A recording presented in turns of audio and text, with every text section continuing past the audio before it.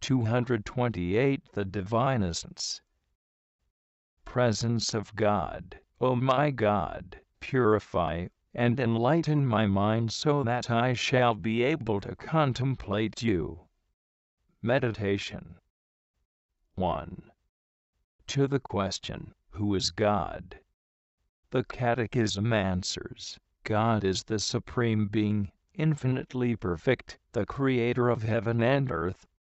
In the first place it says that God is the Supreme Being. This is His foremost perfection, the one which distinguishes Him radically from creatures.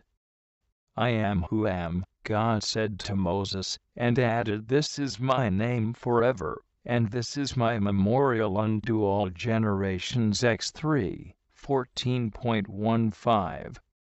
This name by which God called Himself expresses His very essence, and tells us that He is being itself, the eternally subsistent being, who had no beginning, and will have no end, the self-existing being, who finds the cause of His being in Himself.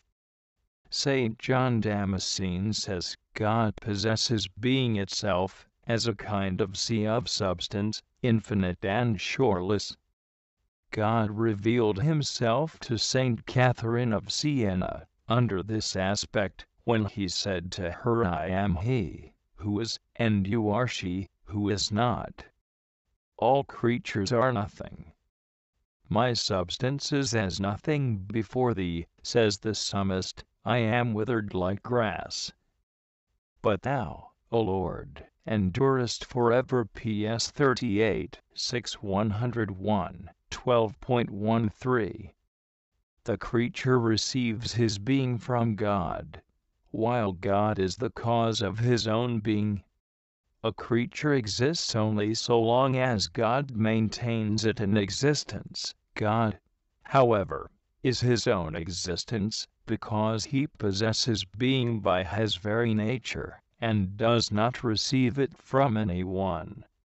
A creature is always a limited being in every respect: vitality, strength, ability. God, on the contrary, is the infinite being, who knows no limits, who has all power and virtue. A creature bears within himself the seeds of death and destruction. In God all is life, He is life. I am the life. John 14:6, said Jesus. Only God, the infinite being, eternal life, can communicate life, can give existence. Would it be too much, then, for us to consecrate our whole life and being to His service and glory? If we are living for God, we are living for life. If we live for ourselves, we are living for nothing, for death. 2. God as being, the infinitely perfect being, who possesses all perfections, without defects, and without limits. God is the infinitely good, beautiful, wise, just, merciful, omnipotent being. All these perfections are not accidental qualities in Him, as they are in man, who may be more or less beautiful, good or wise, without ceasing to be man. In God, however, these perfections are essential, that is, they belong to the very nature of the divine being, or rather, they are one same thing with it.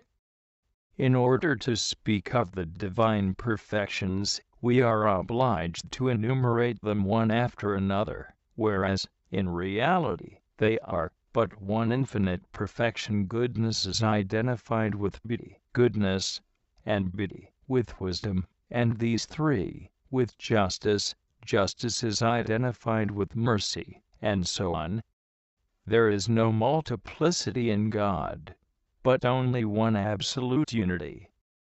We need many words to speak of God, but God is not many things. He is the one being, par excellence, one, in the trinity of His persons, one, in the multiplicity of His perfections, one, in the variety of His works, one in his thought, will, and love.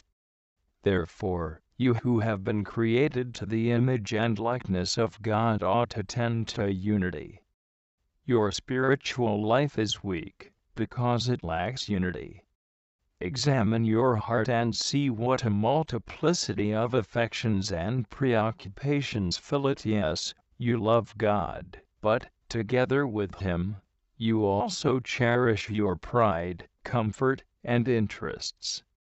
You love God, but, at the same time, you love some creature with a disordered affection, that is, in a way, and in a measure, that does not please God.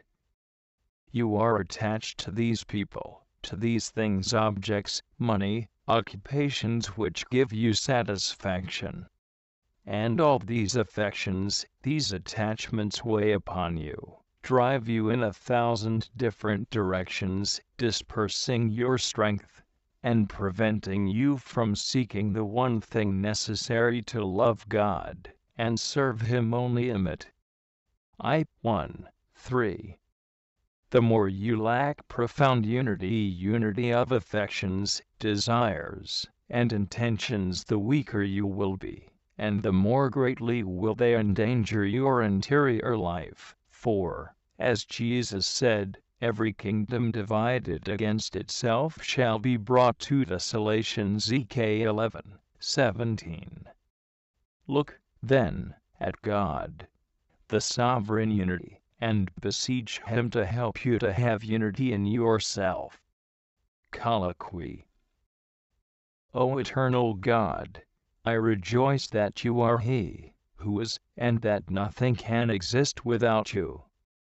I beg you, illumine the eye of my soul, that it may know the being which you possess by your essence, and the non-being which I have by my nature, so that my whole life may gravitate around the axis of these two firm and immutable truths.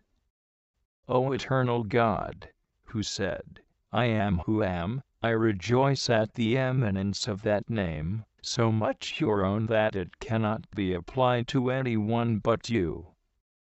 O venerable, ineffable name, hidden from Abraham, Isaac, and Jacob, and made known to Moses, as a testimony of love.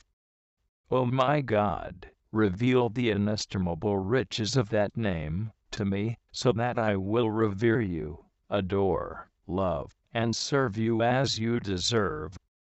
O my soul, if God alone is He who is, containing all the perfections of being, why do you not join yourself to Him, so that your being will find nobility and strength in His? Why do you give yourself to creatures, which lack substance and being, since they cannot give you what you want, not having it in themselves?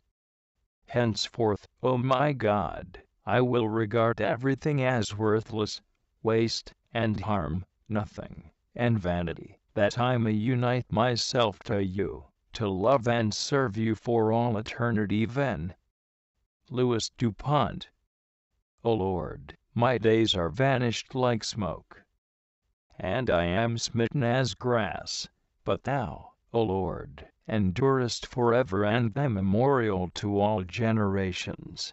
In the beginning, O Lord, Thou foundedst the earth, and the heavens are the works of Thy hands. They shall perish, but Thou remainest, and all of them shall grow old like a garment. And as a vesture Thou shalt change them, and they shall be changed. But Thou art always the selfsame, and Thy years shall not fail. All creatures have received life from Thee, all expect of Thee, that Thou give them food in season. But, if Thou turnest away Thy face, they shall be troubled. Thou shalt take away their breath, and they shall fail, and shall return to their dust, but Thou remainest forever. I will extol Thee, O God, my King, and I will bless Thy name forever. Great is the Lord, and greatly to be praised, and of His greatness there is no end. PS 101 103 144.